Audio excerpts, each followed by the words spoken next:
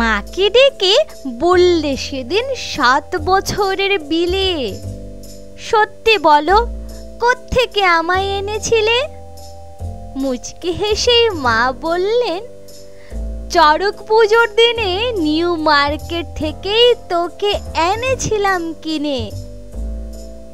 বললে বিলে, চড়ক পুজোয়?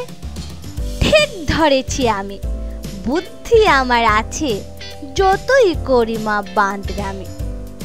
ছি ছি, এতই কৃপণ তুমি?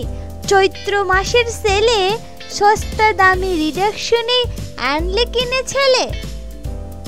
তাই মা আমার আঙুলগুলো এমন ছোট বড়, হাফ দামেতে কিনলে জিনিস হবেই এমন তোর। ধন্যবাদ।